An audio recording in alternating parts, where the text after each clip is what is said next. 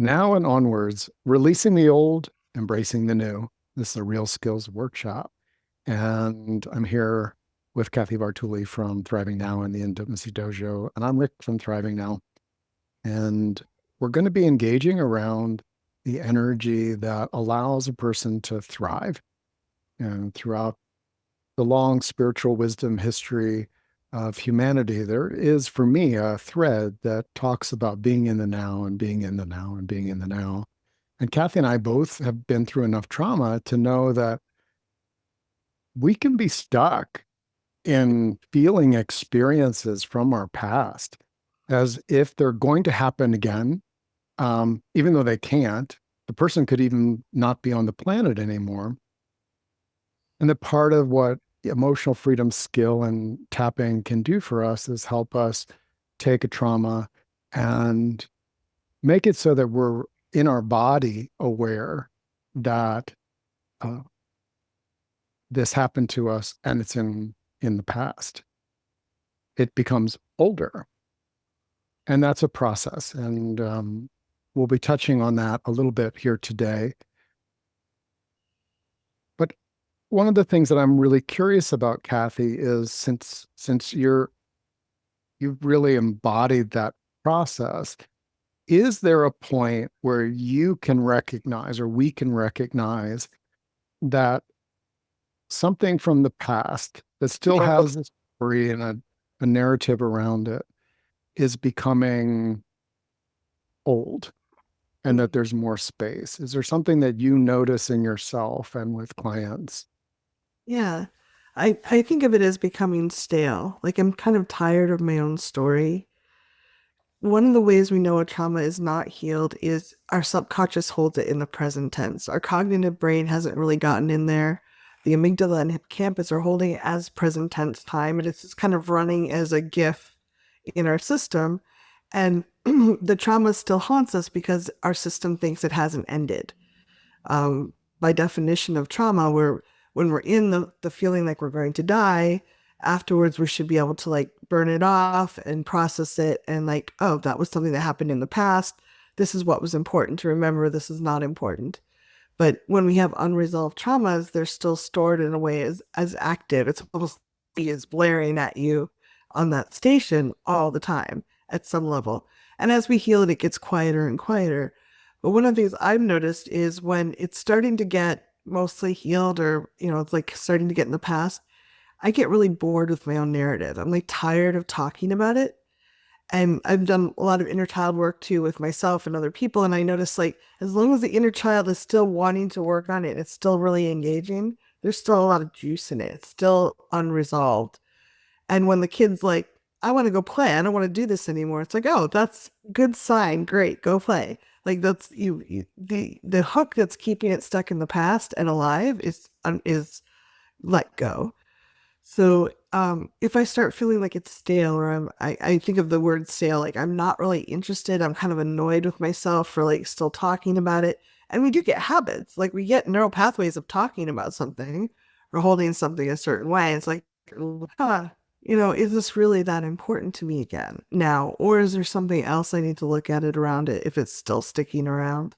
But that sense of staleness and kind of like boredom, annoyance feeling, that's usually a good sign that something has shifted and either letting it go completely or looking at what else I need to resolve or adjust to make my life fit better is that's usually a good sign for me. Mm.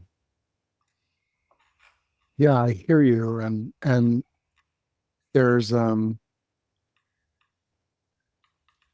a clue for me that something is getting um, stale is that it feels like when the trauma was alive, if I talked about it, I'd kind of skim over the the tops. Oh, like this happened and this happened. Mm, let's, you know. And then as I was healing and I got people that were safe in my life, part of releasing the old was to to go deeper. So like if there's a storyline with peaks and valleys of things, instead of like skimming over the top, um, I built up and was supported in not skipping over anything. Like I was able to feel like, oh, there was that, and yes, that, and we need to pause there because it's still intense. Mhm. And this is part of the EFT tapping healing process with trauma. Um, if you're not familiar with that, trauma in the primitive brain, thrivingnow.com/brain will take you there. We have a tapping guide for free at thrivingnow.com/tapping. What I'll Yeah. notice I is think that if it starts getting stale, in order to keep it energized, so to speak, I start putting more energy in. Does that make sense? You see this with somebody that's telling a completely fictional story. This is for me. I'm not saying that anyone else does this. Um,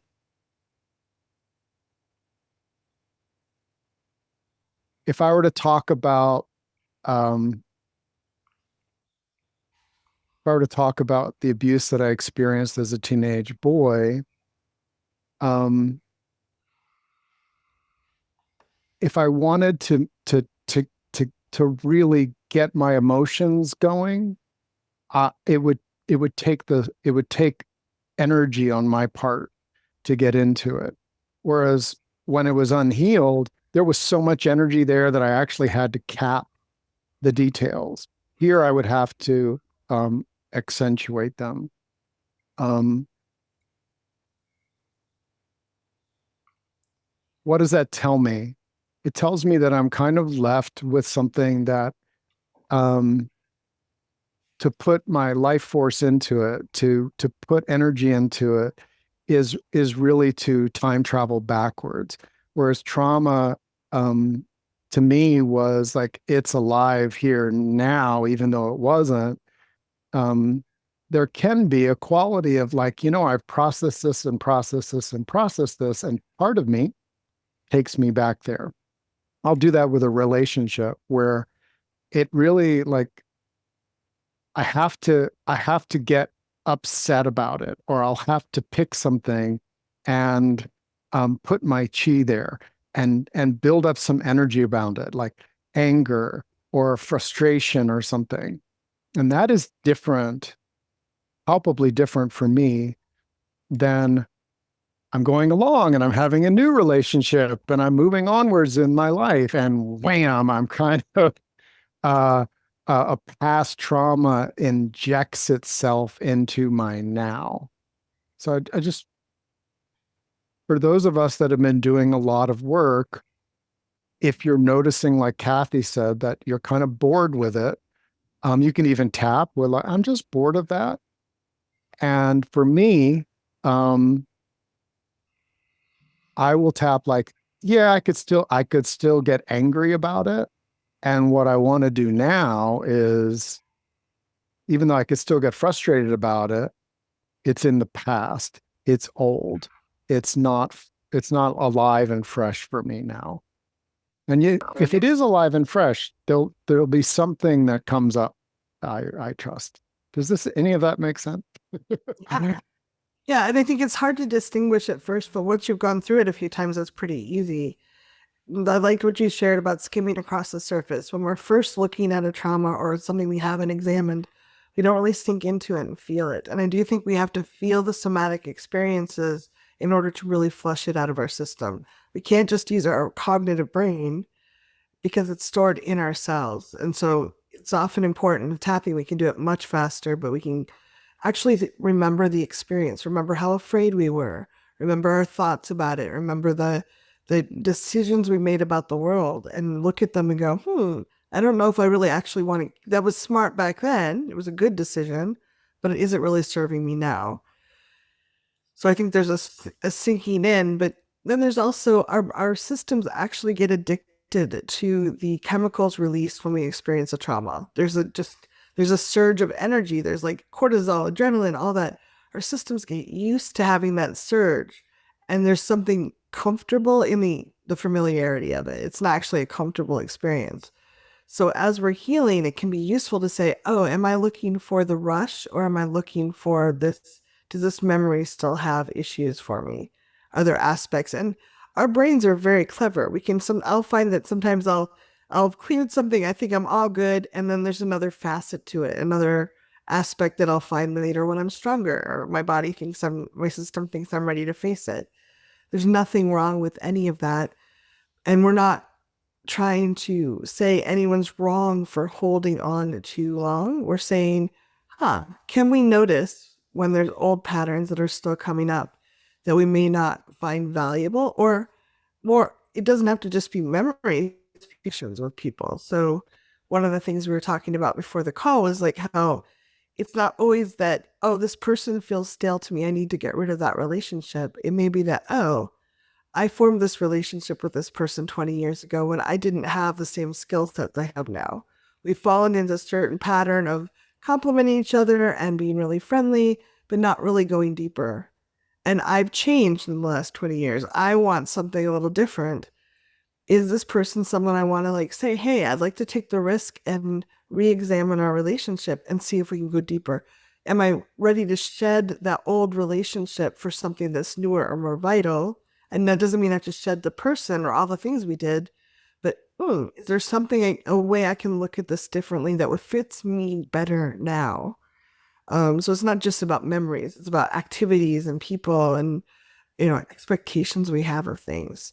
Because if you're on this call, you were supposed to grow and evolve yourself, and that means you're different than you were last week or last month or 10 years ago. And I think it's really easy to kind of like we're in the rhythm of doing something and we don't stop to say, does this really fit me anymore? Is this really who I want to be in this place? And the more we practice that muscle of going, does this match who I want to be and how I want to express myself? The quicker we can find out, oh, I don't need this part. I'm going to just let it go rather than, oh, I'm just going to toss the whole relationship. Does that make sense? We're looking for ways we can just upgrade. Right. And in the chat, thank you. The chat is open as part of the ways that our participants help craft what we're covering here. Can we tap on the judgment of holding on too long, or did you have some? Yeah, there's something that to bring this section, and it leads in when I listen to people bring something up that really is now ripening for healing and ripening for addressing or being felt or witnessed. Many times people have been told, well, you just need to let that go. You just need to get over it. And I hope that if you're listening to us, please know that that doesn't fit the way that our human system is engineered and structured and how we work. There are people whose trauma release response is much faster and it's just like people who can throw a 100-mile-per-hour fastball. Their bodies are tuned a different way than mine. For me, the processing of something that got frozen because it wasn't safe, to release it back then, it takes energy, it takes chi. And part of the real skill of this new and onwards and releasing the old is setting the context. As Kathy said, there are parts of it that a relationship or an experience. So I've already mentioned the sexual abuse from my teenage years. Now I'm aware of that. What I keep from it are my values. And this is part of the moving onwards. And I want to bring this in at this point in the workshop. Consent matters to me in a profoundly intimate way in my system. And so when I think about now and onwards, that is something I carry with me. I carry with me in my energy. Prior to it healing, what I knew is that something that was secret and corrosive was happening to me. I didn't feel safe, even though I had moved on logistically. I had moved on from that, from for years, it was still alive in my body. And any of us that have healed any trauma can probably identify with that. Like, I'm carrying this thing that's alive um, to this place where um, we have an opportunity to parse from it, whether the relationship is over, or as Kathy mentioned, maybe it's a relationship that's stale and you want to freshen it up and move onwards in some way. Um, but the now and onwards to me is to be able to be free enough, and I say enough, not totally free, but free enough that if the subject of sexual abuse comes up in something I read, and I'm reminded that I can come back to, and now I move forward in my life where consent really matters. And I understand that deeply and intimately. And it matters enough to me that I continue to explore the edges of it as a parent, as a lover, as a friend, as a professional, as a neighbor. Um, and you feel that like that I've taken something and kept it that's profoundly important to me, and that gives my chi, my life force, my attention, my my artistry a direction. And that's where, as someone said, you know, if you hold on to something, the boredom, and then there's the lack of a more useful skill and fear around learning to do things differently. I believe that the do things differently is sourced from, and what in that now boring story, what has become true for me in my life, the way that I want to be. And then if you're clear about that emotional stuff, the doing will tend to draw you, right? The skill starts to develop in a new direction. That's been my experience. I've been blessed to watch this happen with so many people from doing this work. And Kathy, you wanted to do some tapping on Yeah, part of that. I mean, this resonates for me too. So let's just tap along and you can change the words if it feels right to you. I invite you to take a nice, gentle, deep breath. Let yourself come here and now. Let the noise from the day just kind of drift away. You're in the safe circle. Notice your butt in the chair, your feet on the floor. You're in safe. And we're just going to explore some feelings. And you can, again, change the words if they're too intense. Karate chop. Even though I hold on to things way too long, Even though I can hold on to things way too long. and I judge myself for that. Yeah, and I judge myself for that. I should not do that. I should not do that. I should be stronger and better and faster. I should be stronger and better and faster. What if I hold on to just the right amount for just the right amount of time? What if I hold on for just the right amount of time? Even though that's not possibly true. Even though that's not possibly true. And I do this completely wrong. And I do this completely wrong. I think I'm weak and indulgent and lazy. I think I'm weak and indulgent and lazy. I wonder where I learned those things. I wonder where I learned those things. Drop of it. Does beating myself up actually help me move forward faster? Does beating myself up actually help me move forward faster? Eyebrow, I don't think so. I have never noticed that it does. The side of the eye, I think it makes me more scared. Definitely makes me more scared. Under the eye, so I want to hold on tighter. I want to hold on tighter. Under the nose, I want to hold on to the things I know. I want to hold on to the things I know. Chin, and I'm really curious what I could explore if I wasn't mean to myself. I'm really curious what I could explore if I wasn't mean to myself. Collarbone, I can compare myself to other people all day long. I can compare myself to other people all day long. Under the arm, and I don't know what they know through compared to me. And what? Broke up. I don't know what they went through compared to me. And I do not know what they went through compared to me. What if I'm doing it at just the right pace? What if I'm doing it at just the right pace for my unique needs. for my unique needs? I just invite you to take a breath and see how that fits because I love to beat myself up. I shouldn't hold on. I should have moved forward. I shouldn't have this grief. I shouldn't be like needing to process this again.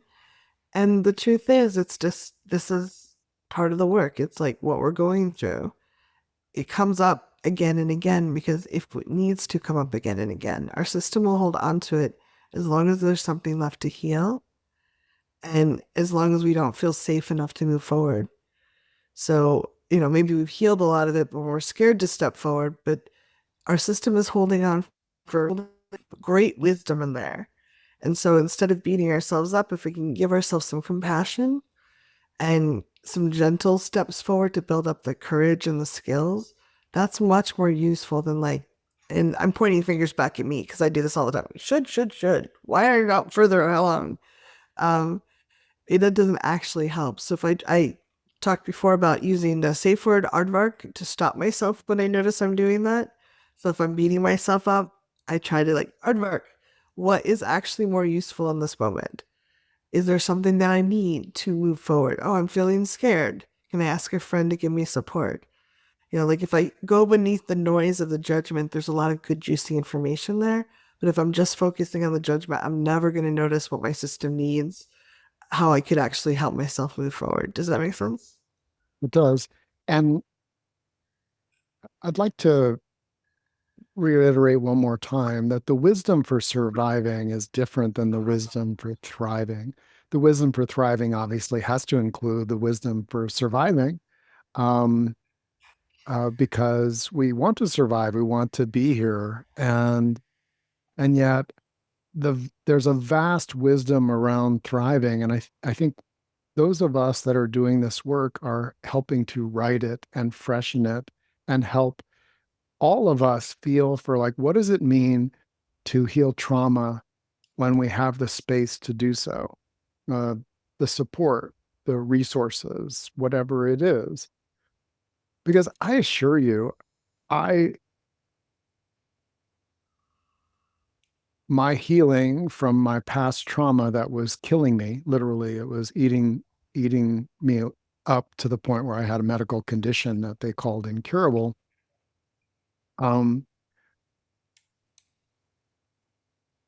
the healing happened once I had sufficient support and resources. And if I was in survival, if I was really fighting just to feed my family and stay alive another day, I'm pretty sure that I wouldn't be here. I'm grateful to be here. I'm pretty darn sure I wouldn't be here on the planet in Rick's form. And there never would have been time or space to heal. And so I'm grateful that we get an hour on a Sunday. If you needed to be walking, and there are people in our community that don't have the space to join us in person or even watch the replay, my hope is that our energy of what we're doing echoes out to them as a beacon, as an intention. Well, what we're doing is saying, "Hey, I know that I have this. It matters to me. It matters to me. This energy of releasing. It's different from get rid of it, right? Get rid of it is you you got a snake, get rid of it. You've got something that's interfering with you um, hunting or gathering or cooking a meal or something else. You need to get rid of it or else you're not going to make it. Um, People that are in survival, they're just so busy, they have no capacity to hold space with you for an hour. You'll share something vulnerable and they say, well, you just need to get over that. That is survival wisdom. Okay.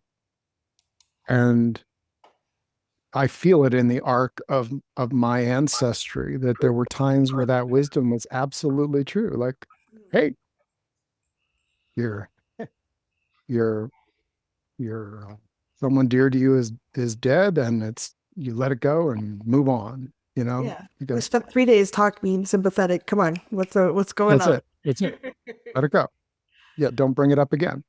Um, that kind of survival strategy is different than the skill set that we're doing here, which is geared toward building a thriving life. And part of that is the skill of having a space where you can recognize, hey, I have this trauma. Like that puts you in an exceptional group when you can recognize for yourself and for others, but particularly for yourself, like, oh, that feels like it's now, even though it's really in the past. And it feels vibrantly impactful still right now.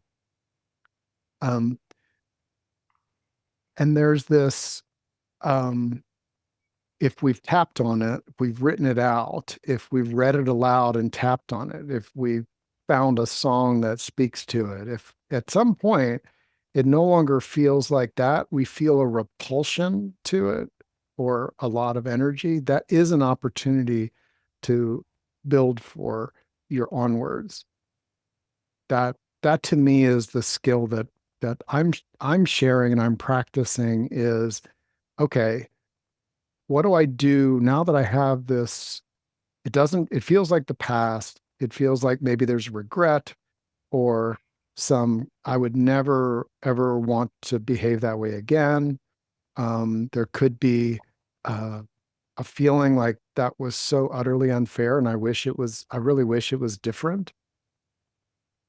We add the because what matters, because now, and if you take anything and you say, because now, and see where you're being, how you're being fills that in. It is not a distraction. You're not avoiding it. You've been with it, you've touched it. And you're bringing that energy, your chi, because now what I really want are people that are safe, respectful, and that honor and respect my freedom. Well, even though back then, and even still, my family condemns me anytime they don't like me changing. These people that are my blood relatives, they do not like me changing. It is very uncomfortable for them. Their survival brain goes, ah, and their voice starts doing all of and they're typing and they're everything, and they dysregulate. And that's hard for me because now,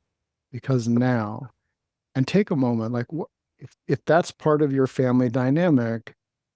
Because for me now, um, I want people that I'm enjoying and appreciating, and I love being connected to people who can hear the changes that are going on and feel into. They use their empathy to feel into the rightness of the change, and they let their energy support me in the processing as well as the clarity and the moving onwards.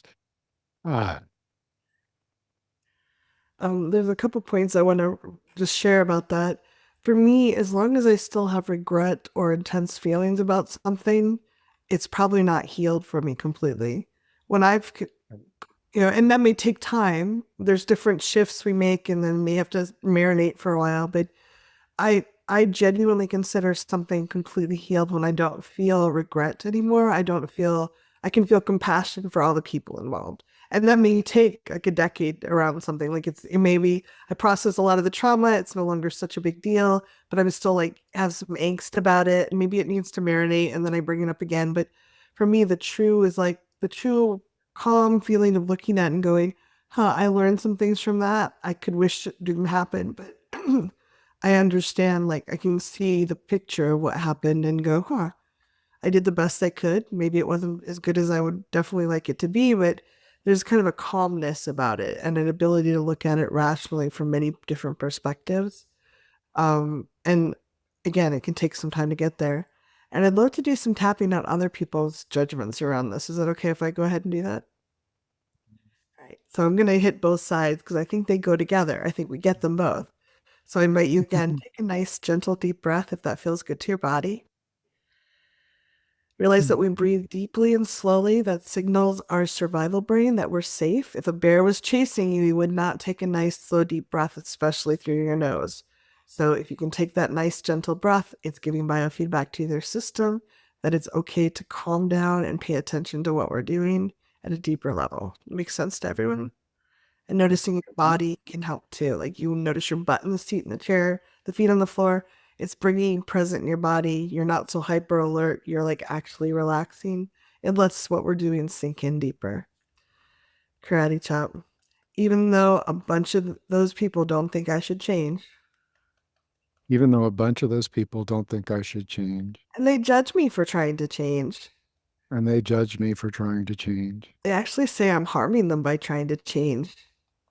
They actually say I'm harming them by trying to change Because and they're having, actually change. yeah, Oh, they're having to adjust to all this change. they're having to adjust to all this change They're just not happy. and they're just not happy. Maybe it's okay that I do this anyway. And I've decided it's okay. I do this anyway, Even though some people say I have not changed fast enough, even though some people say I have not changed fast enough. I should be over this by now. I should be over this by now. Oh, Maybe they don't want to face their own feelings about it either. maybe they don't want to face their own feelings about it either. And I give myself compassion and time. And I give myself compassion and time. Top of that, there'll always be people that think I shouldn't change. There'll always be people that think I shouldn't change. Eyebrow, they're comfortable the way things are. They're comfortable the way things are. Side of the eye, they don't think people They don't think people should change. under the eye. But I'm ready to take care of myself and change when it's right for me. I'm ready to take care of myself and change in ways that are right for me. And for all the people that think I don't change fast enough, And to all the people who don't think I change fast enough or perfect enough, Chin, I lead with my own pace. I am a unique being with my own pace. Collarbone, they don't know what I've been through. They do not know what I've been through. Under the arm, I can appreciate they want something different. I can appreciate they want something different. Top of the head, and go at my own pace. And go at my own pace. Go onwards at my own pace. Just take a breath and notice what comes up for you. When we were little, our parents wanting us to not change or to change at a different pace, that was really kind of like our survival brain knew we had to keep them happy. So we had to adjust to them a lot more than we do now. They don't have control over us at the same level, but our survival brain may not realize that. So again, if you notice yourself feeling rushed or held back by other people, it's okay to take a breath and my job is not to make everyone happy anymore. When I was little, maybe that was really important for my survival. But now it's not. My job is to make me happy with me because I'm the one I'm living in here, in this, inside. So the more you can gently remind yourself, it's a process, but the more you build up the skills to go, not my problem. When it's other people have issues, it's not my problem. It's their problem. They're trying to make it my problem. And if I accept it as my problem, I'm really stuck. But it's not. They're having issues with something I'm doing. They can either deal with their own feelings, or they can not hang out with me so much, or they can go talk to a therapist or a coach, but not me. I love that I've been using that lately. Not my problem. And it's really effective. I'm really upset that this happened. Not my problem. I can listen to you, but I'm not supposed to fix it for you. And that's been really powerful. So I invite you, not me, not it. Oh. And again, like survival wisdom says, we live or die together. And there's a quality of pressure and tension for survival that is different. Um, and if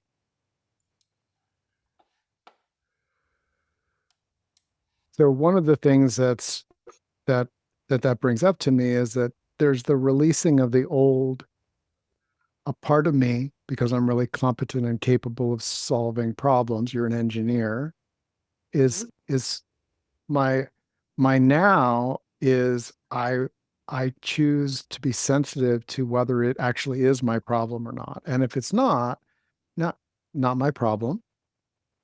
And my embracing something onwards is like what matters to me in these situations. Like, and it's not my problem. And this person matters to me and I choose to be present. Or they're so dysregulated that I'm noticing I can't stay in the same space or the same connection call, whatever.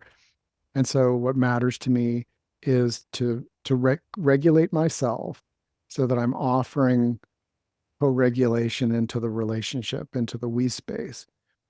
Um,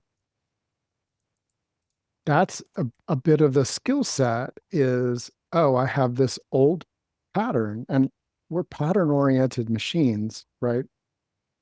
A part of us is a pattern oriented machine. Um, to me, emotional freedom says the fresh pattern for thriving, and freedom is, oh, well, if somebody was in distress, I would take it on as my problem and try to fix it. And most people don't like to be fixed, and a lot of things aren't actually fixable. They're more predicaments, and I get stuck in this quagmire. Okay, well, I'm actively releasing that old pattern because what matters to me is to stay free, to be clear, to be thriving. And one of the ways I do that, embracing the new pattern, is yeah, even though I could take on this as a problem, would you tap with me? Yeah. Even though I could take this up as a problem, I'm not going to, I'm not going to, because now what matters to me because now what matters to me is more presence than problem solving. is more presence than problem solving. I value regulating myself first. I value regulating myself first. That's good for everybody. That is good for everybody. Oh, and that's what I'm going to do now and going forward. And that's what I'm going to do now and going forward. Now, even just if I'm switching something, a pattern, like the old pattern of going back in time or going worrying about the future. Um, Worrying about the future to me is an old, and the releasing of that was like, even though I could worry about that, what matters to me is to be in the now, in my yes. What is my next yes? And that's the onwards. It's something that you can do now. Now, there are lots of different approaches here, but the one that I'm really focused on in my life is I want the the approach that I'm using to be something that I'm empowered to do now, and that it supports my thriving. It's it's an exploration of, well, for thriving, well, now, because now thriving matters to me, and I'm choosing, and healthy boundaries are great for thriving. Sovereignty with support, co-creating is better than authoritarianism, right? Like I really, and now I'm going to focus on who my co-creators are. Thank you all for being here, and the Yeah. chat is open. If this is enlivened something, if there's some wisdom you want to share, if there's a question you want to ask, um, we have the freedom to bring this workshop to a close earlier if that's where it is, for to extend it out to the full 90 minutes with our break. So I would like to get a temperature gauge from people that are here engaging with us. Happy.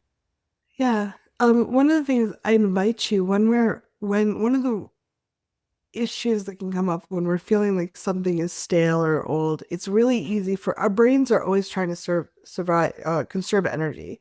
So they don't want to process too deeply. So it's literally like if I put too much energy into this and the tiger comes, I may not have the bandwidth to like figure out what to do. So our brains are always lazy for a reason. They're trying to keep us healthy and safe. But when we have a complex problem in front of us, like maybe I have a friendship that's been feeling a little off for a little while, and I've been wanting to talk to this person, but my brain's just like, oh, just cast that person aside. It's the simple solution. It's throwing the baby out with the bathwater, so to speak. It's like, oh, this is going to be too complicated, too hard. It's never going to work. All the arguments come up. But if I just sit and be quiet with myself and let myself actually feel into what I like and don't like, there's a lot I really love about the relationship.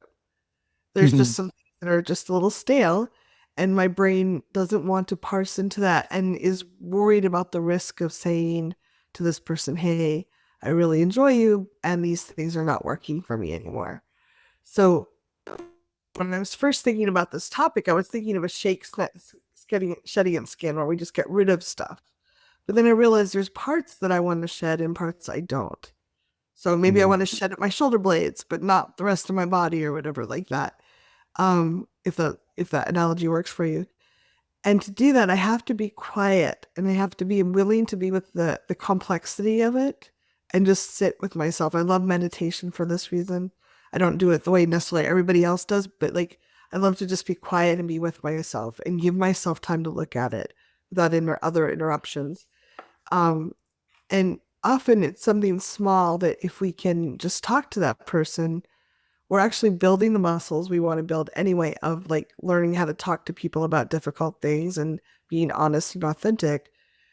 And there's a chance that person might be like, forget it. No, but most people are going to not throw out the baby with the bathwater. They're going to be like, oh, let me think about that. Or they may not get it right away. But really, the whole effort of realizing what the issue is and talking to them and then working it through, those are all, it's like, that is the exercise. That is what we're trying to do in the world. So like, even if it doesn't work out beautifully, it's helping us build skills and connections that are deeper. Because if I just continue skimming along with the person that I'm having some issues with, it's stale. It doesn't feel alive anymore. But if I can just like, hey, I'm scared about talking to you too about this, and I noticed that I would really like this.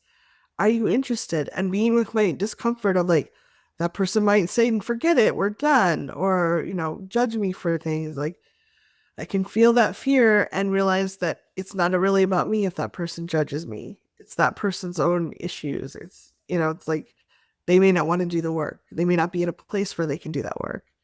But I can offer and invite, and again, this is actually what life is about, I think.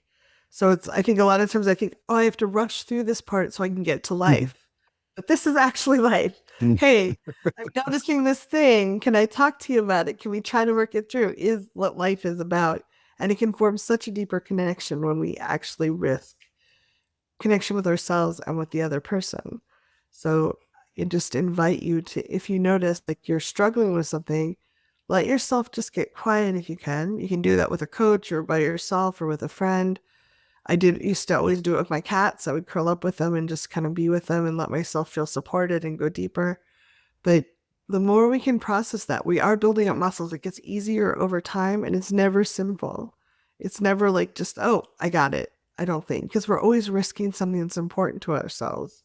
If we're talking about anything that matters, we're not talking about returning some expired peas at the grocery store. We're talking about something that actually touches our heart. So I imagine it will always be somewhat of a challenge, but it gets easier as we get the skill sets and know, oh, I can handle it if they reject me. I can handle it if they're angry at first. I can handle it if they do want to work it through, or they want something different. But we have to have those experiences to get there, if that makes sense. It's really hard to know who will be on the other side of each step we take. Sometimes taking those steps can really transform us. You started by talking about how anything that's going to be a change, you're going to feel resistance. We're wired. There are people that are you would say biochemically addicted or oriented toward change. Like it's hard for them to have anything that's a routine.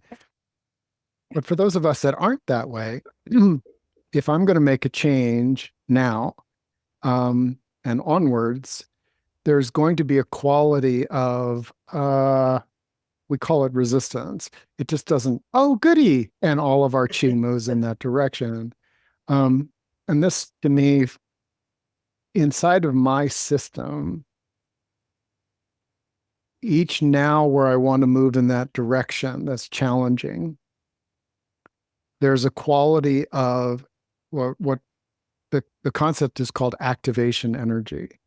It's something that says, this matters to me enough to get up off the couch, enough to be vulnerable, enough to say, hey, what matters to me now and onwards are relationships that have these qualities.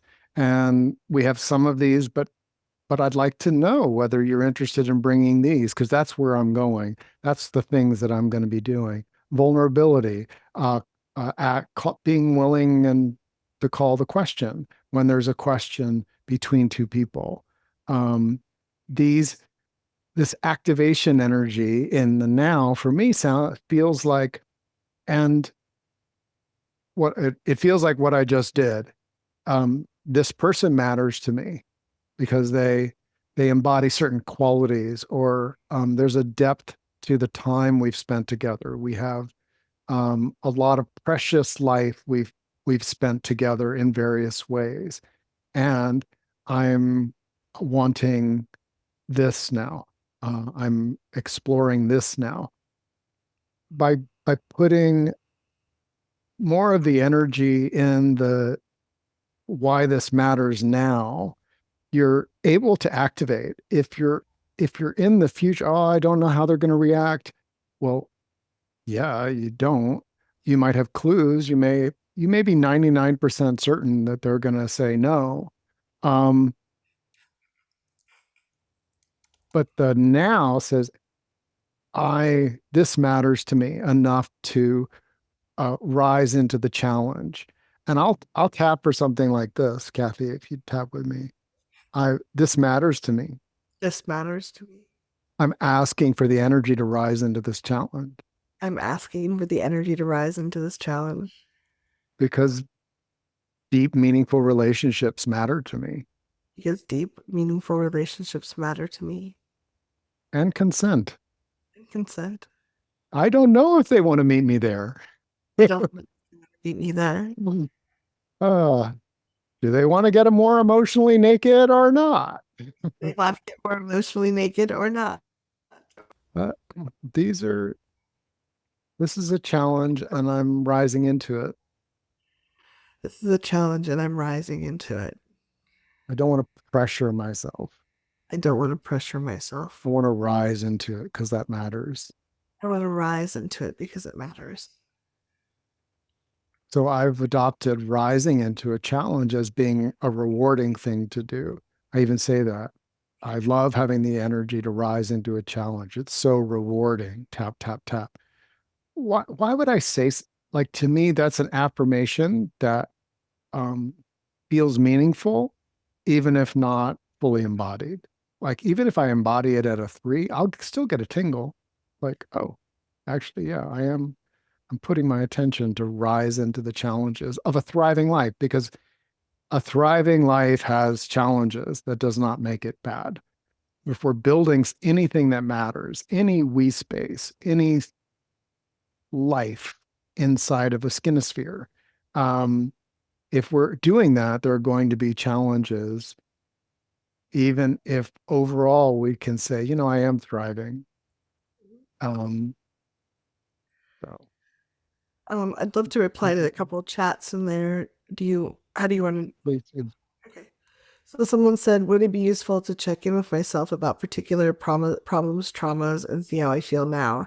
Is that part of the procedure? Is a more flexible, flowing thing? It's this is a totally useful topic for me, by the way. Thanks. So I love spending some time. I have a therapist that I work with and a coach I work with, where I set aside time to look and see like what's holding me back about something. I'm noticing this isn't flowing easily in my life. Can we look at see what's there, and having some support. I can also do it by myself. I think it's useful to set aside time a couple times a week just to like, let's kind of scan the system and see what's going on. Is there something there that needs to be healed? Because I do think, like splinters, as we get stronger, splinters kind of, if you have a deep splinter, it will work its way to the surface. And like, oh, I scanned today, everything looks good. That doesn't mean that next week I won't see something from a different perspective or it might be ready to look at it. So I think it's useful to spend some time just kind of being with ourselves and noticing what is there. And then this other question kind of blends with it. What if I don't want trauma? Oh, I so appreciate you asking that question. Not, I don't think any of us want trauma. Um, but it's hard. It's like, it's just there sometimes. I just want to wake up each day and be happy and be able to not be scared, even though about not having food when I need it. This isn't even a valid fear, really, because I do have food and can buy more if I allowed myself to. It feels so old and also really weird, and I don't really know how to release this anxiety. I can't go out and enjoy any day without worrying about food and feeling anxiety and pressure about it. So I love that you shared this. Thank you. It feels really vulnerable and tender that you shared this, and I appreciate the courage in asking that. I think there's a couple of things that could be going on. One, when we find ourselves reacting a certain way when we don't mean to and it's not valid in the future, there's often an anchor point early in our childhood or early in our life that is triggering that, that's running like a TV in our subconscious brain. Is like our brain thinks it's happening now, even though it happened 30 years ago or 40 years ago or whatever it is. So working with someone to help release that is really powerful because it's very hard to think through something that's illogical that happened when we were little and maybe didn't have a logical conclusion about it. You know, we're doing our best as we can when we're children, but our what happened and why is not always, we didn't have the experience to really put things in perspective. So one, unwinding the anxiety, unwinding the fear about the food, going back to the experiences you had when you were younger where you didn't have food, and helping that younger part of you or that frozen part of you realize that, hey, we're fine now, can be a huge step towards that. There's also, on the other hand, there's some, like we have old traumas, and then we also have patterns of thoughts we create where we don't even realize the neural pathway is there and it's triggering old traumas. So I noticed the other day, I have a dear friend from Oregon who we've had conflict repeatedly in our relationship. I love him, but he's a pain in the butt sometimes. I was driving down the street and all of a sudden I was thinking of him and I was like feeling very angry at something he said recently. And I couldn't figure out why. And then I looked ahead and the car in front of me was from Oregon. And I'm like, oh, I didn't even notice that. But like, I think that's what brought this up because it was just out of the blue. There are thoughts we have and things around us that can trigger old memories and old patterns that our brain, our neural pathways are looped on. And if we can slow down enough to notice what the thoughts are, um, we can slow them down. And we are often beating ourselves up or putting ourselves down in ways that we may not know. So I'm just guessing on what yours might be, depending on how you were raised and what your experiences were. Maybe I don't deserve food, or I'm never going to be safe around food. I'm never going to have enough, or I'm always going to be hungry. And we don't always notice them because often they're at the level of subconscious, just at the conscious, subconscious level, or they may actually be subconscious because our neural pathways get so melanated, so formed that they're like a racetrack and there's thoughts are going around, but we're still reacting to them. So it could be, plus it could also be these thought patterns. And that's where I try the aardvark. I try slowing down and noticing what the thoughts are. As soon as we start making them more conscious, we have a better chance of interrupting them. But as long as they're subconscious, we really are we're like, I feel scared. I don't know why. And that biofeedback loop happens where if we feel scared, our body tightens up, our heart rate goes up, all the things that indicate something is fearful, which then tells your brain there's something scary, and your brain sends more signals. So we're in this loop of anxiety where the biofeedback loop is kind of running all because of the subconscious thought that went through.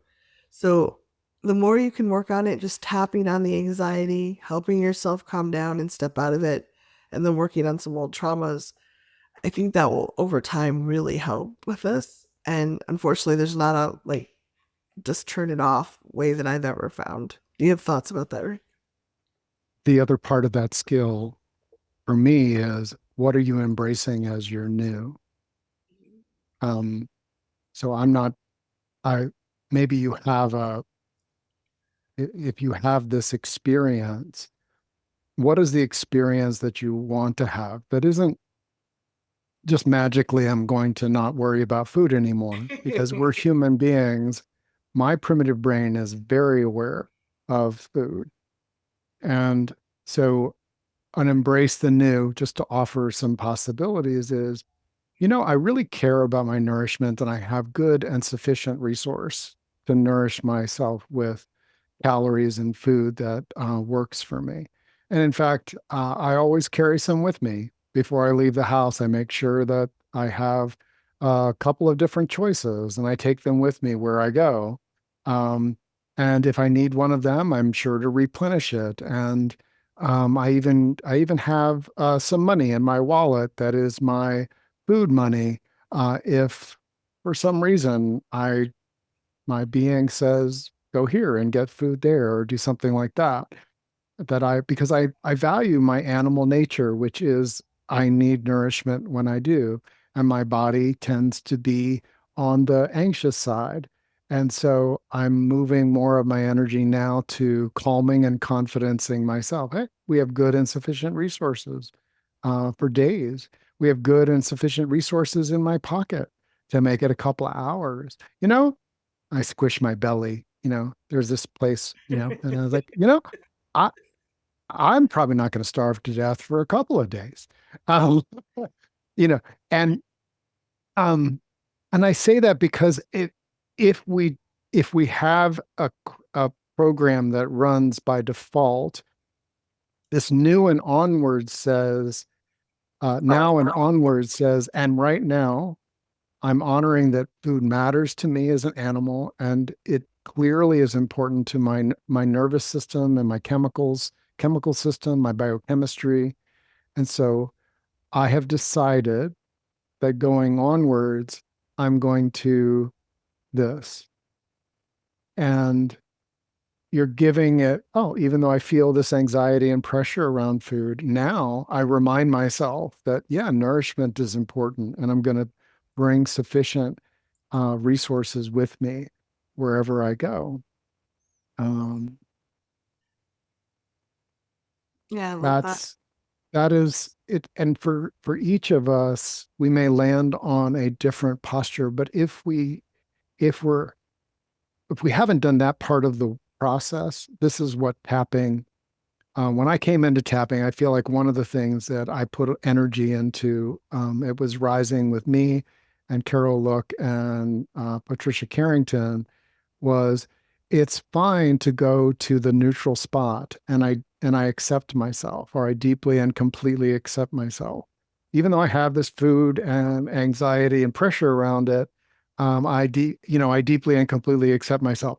That takes you more into the now rather than anxiety about the future and guilt and pressure and other things, but the onwards. And I today, the challenge for me is rising into um, a relationship with food as energy. Like when I started viewing food um, as energy, and I want good and sufficient energy of the form that is nutritious for me. I want some options available. By doing that, it changed my gut. It changed that incurable disease into something very different. And I needed to shift to from food being um, an unimportant part to being like it nourishes my thriving and my well-being. And that's part of the skill. And I'd like to take our 7-minute break. Does that work for you? We'll come back and do a little more tapping. Yeah. All right. We're going to pause the recording and be back. If you're on the replay, I invite you to take a pause to recording. Welcome back. Um, Someone mentioned, and we'll get to the specifics here in a minute. Onward for me is not like onward. It's not You project yourself, you push yourself, you head in that direction as an active force. So this is a little subtle. If someone is feeling big emotions, so if I'm feeling big, deep emotions, I'll start tapping, because what do I need to do as a human sometimes when I'm feeling big feelings? I'm wanting to regulate myself so that I'm here now, not pulled away into the past or the future. I want to be with, oh gosh, I've got these really big feelings and there's power in them. I want to be with them now. The onwards is, if you imagine a flow of energy, because we are a flow of energy, where is it wanting to move? Now, I believe that there's kind of the default way that it wants to move. And there's, as we acknowledge, I've got these big feelings about this situation, or I just have big feelings. I don't even know where they come from right at the moment. Um, if we tune into what matters to us, we're not trying to force the energy to get us to go to the grocery store. Okay? There are other ways that we can use our chi, but in this, for this particular skill, the onward says, if my energy is moving in a way that supports my thriving, what is, where is it moving? What's the direction? So I will say, if I try to force myself to do something, I'll get a lot of big feelings, like that's the physical expression of it, right? But even if if I look calm, I've got this going on inside. If I'm with, well, this doesn't, I don't feel free right here. Tap, tap, tap. And this energy wants to move toward freedom. Oh, I don't have to. So I just let go of the old story of I have to. I have to do it now. I have to do it fast. I have to do it because um, there's an old energy. And when have to energy comes into me, it goes through I value freedom so much right now. I value freedom so much. Where does this energy want to move? And that's where the onwards can feel like your body, yes, going in a way that feels more free. Um, I think it's wonderful when people have a lot of resistance to have tos. Um, if it is truly a have to, and you're, if if the train is coming and you're standing on the tracks, a have to will usually get you off the tracks, kind of thing. When it comes to thriving, we can manufacture have tos that aren't really, and we'll stay kind of stuck in that pattern of, oh, I have to do this or I should do that. Actually, I'm not going to. It, and if it stays in that rebellion, that's an old pattern. It's very human. Um, by bringing in, and right now, that energy wants to move toward replenishment. That energy wants to move toward choice. That's the onwards. It's not necessarily a doing.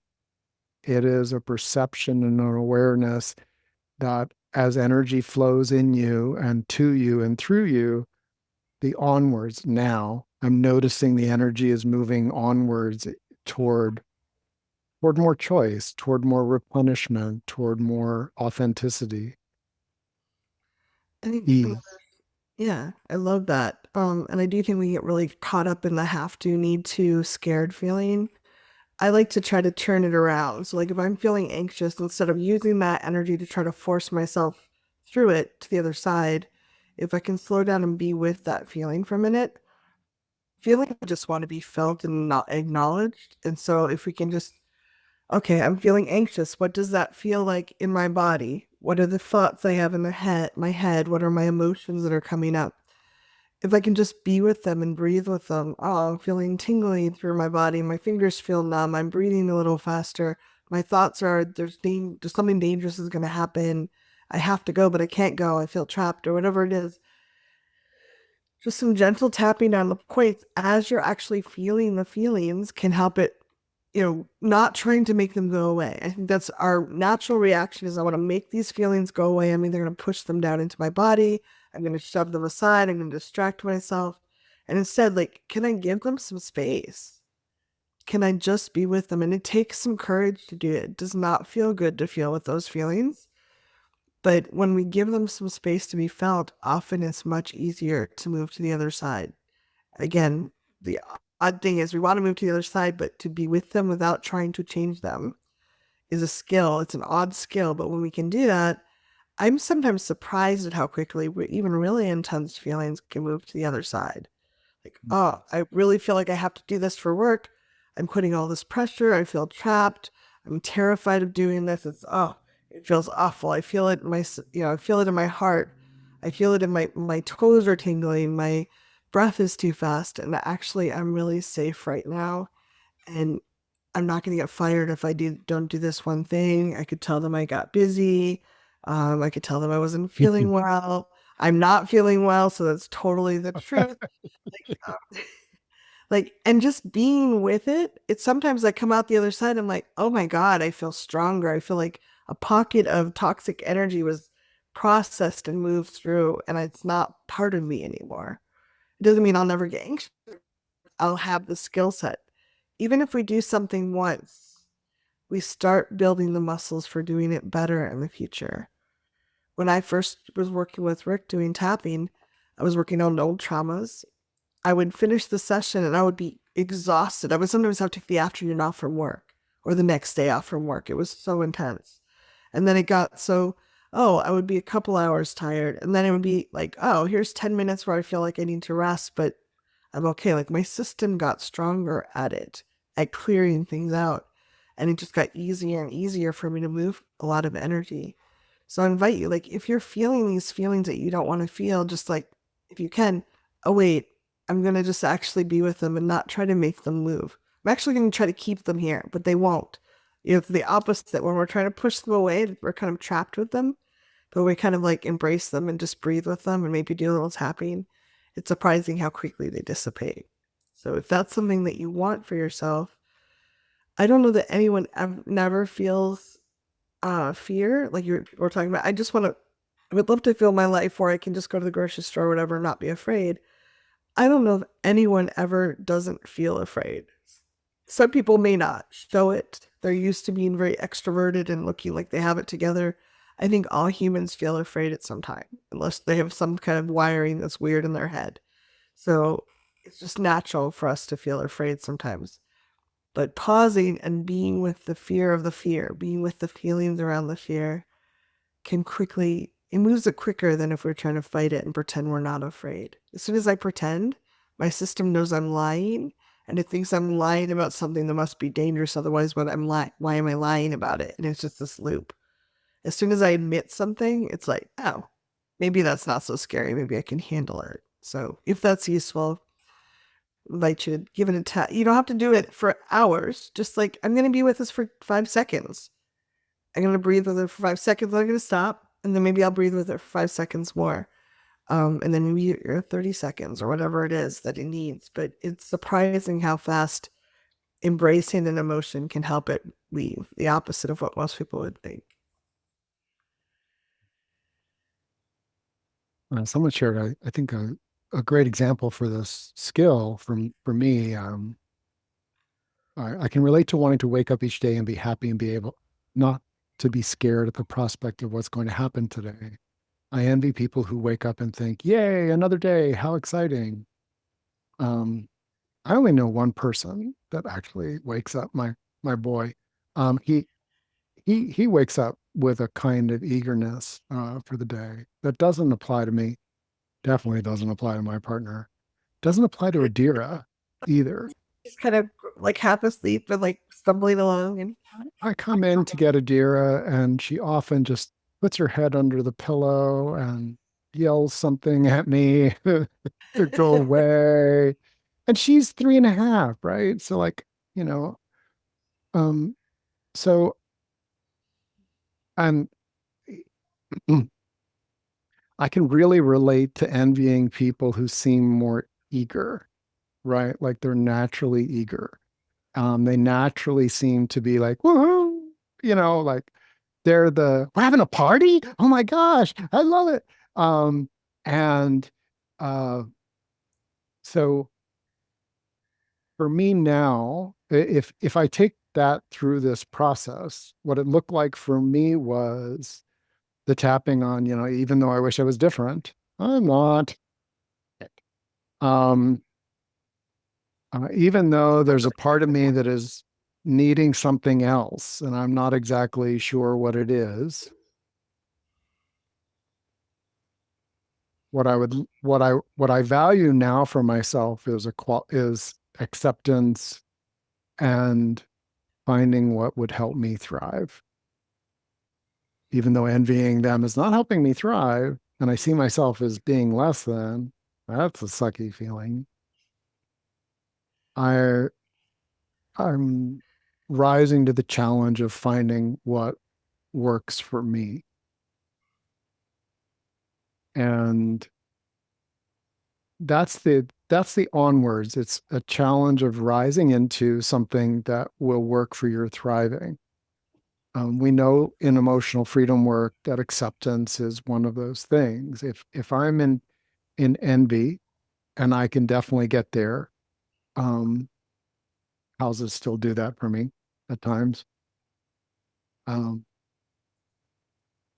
what do I do in order to come back into now? Well, acknowledge it, admit it. It's not so bad. Yeah, yeah, I'm different. Um, and then the onwards for me is I value adapting and acknowledging and accepting and finding what works for me. Um, I was really hating days here for a little bit, and I would wake up and I'd be like, "What is going on?" Waking up at 5 o'clock in the morning, and I know me that one of the first things I must do is sit and kind of connect within my body. I need to kind of scan the energy of the world.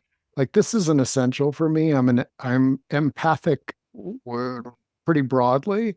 And during my dream state, I need to kind of come back into my skinosphere, but also be like reading, not proctologically, but just like, hey, how's the vibe of my house? How's the vibe of my neighborhood? How's the vibe of my region? And the broader world, are there some echoes and things that are loud? Okay, yes, there are. I don't even know what they all are. That's an essential for me. I will not look forward to the day until I've done that. I can do it in 2 minutes or 30 minutes. Sometimes it varies. Um, where I land then is okay, it's summertime here, and what I needed in order to feel deep respect for the precious life of this day is to go out early. Ideal, like to get outside, go for a walk. But it's not just I need to go for a walk. If I do that, Rick will not be nourished by the walk. It is like, oh, yeah, this is a part of me waking up my chi. This is a part of me waking up my connection to nature when it's cool out. And it's essential for me to wake up my chi, not just wake up like, oh, I'm awake. That's where I grab the phone and switch from sleep mode to awake mode. That does not mean I'm awake. That does not mean my chi is rickified yet. Um, and and having that onwards, like, oh, I want to, I'm developing deeper savvy with my morning chi. Um, I'm developing deeper savvy with my afternoon chi. I'm developing deeper savvy with my evening chi. Um, we are cyclical beings. We're seasonal, we're climate, we're um, lunar. We have these cycles, and to acknowledge there's a part of us that just kind of black and white compares, and another part that we could say, well, embracing the new is part of accepting that, waking up my chi, nourishing my chi, circulating my life force, getting in connection to something that feels meaningful to me about being alive. Um, I don't view days, my I'm not an excited for the day kind of person. I'm just not. That's not my personality.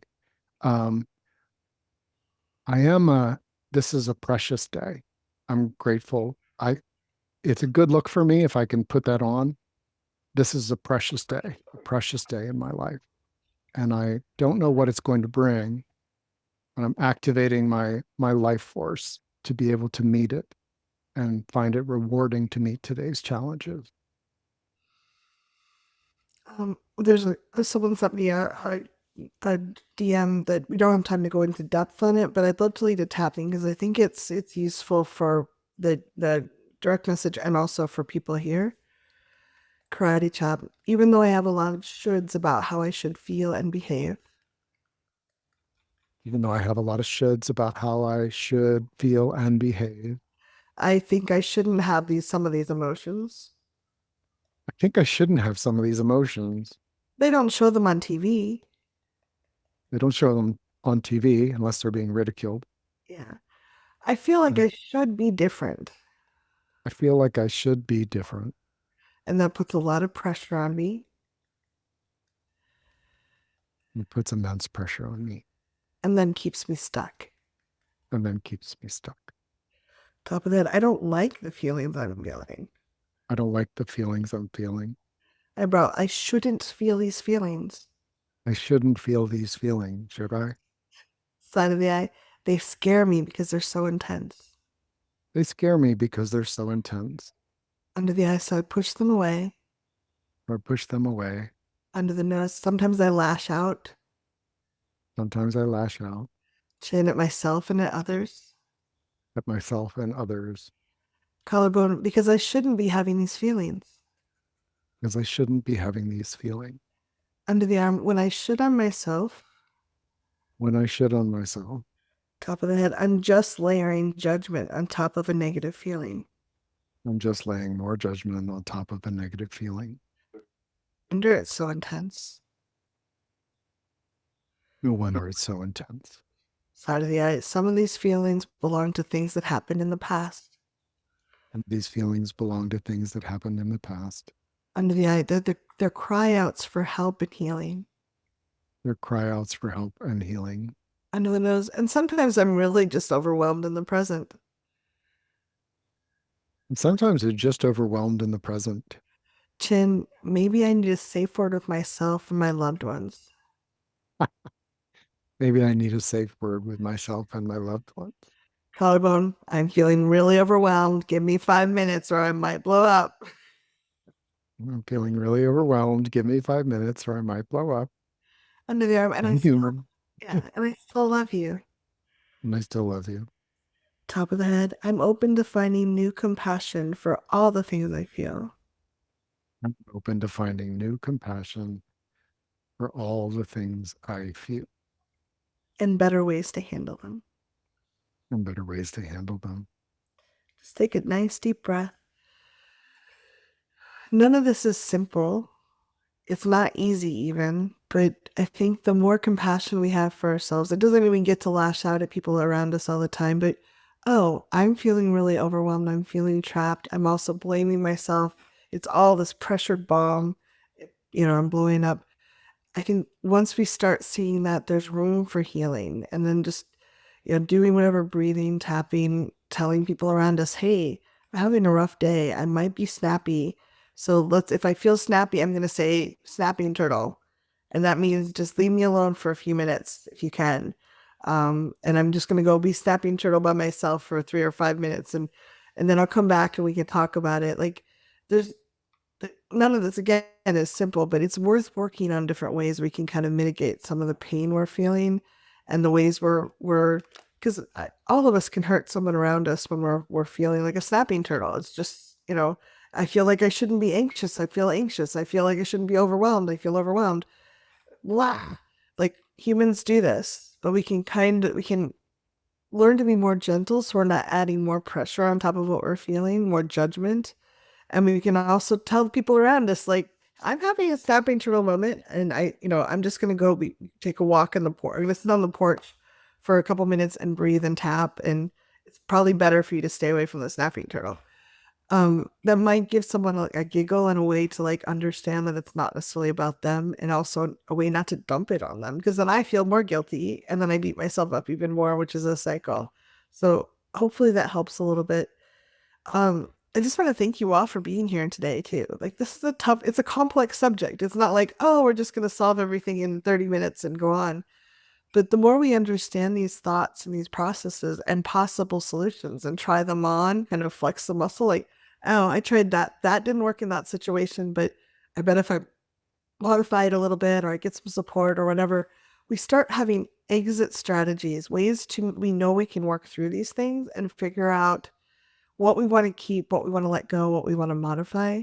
And having that freedom, like what Rick was talking about, like when we have the freedom, oh, I'm putting all this pressure on myself to finish this or to do this perfectly or to feel this way. No wonder I feel trapped and upset. Here's a different way I can do it. That is emotional Embracing the freedom. new. Yeah. Thank you, Kathy. Yeah, thank you all for being You here. really highlighted you take something that's an old pattern. Doesn't necessarily mean that it releases all at once.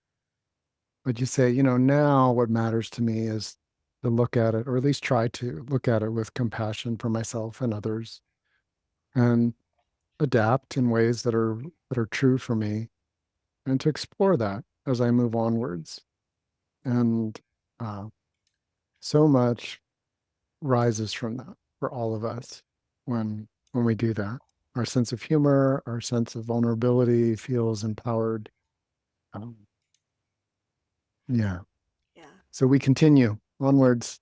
Um, Appreciate all of you. Thank you for the kind words. I'm glad that this was helpful, and that you'll be listening to it repeatedly. Someone said, "Yeah, all right, Thank you all. bye for Have now." a wonderful day. Thank you, Kathy.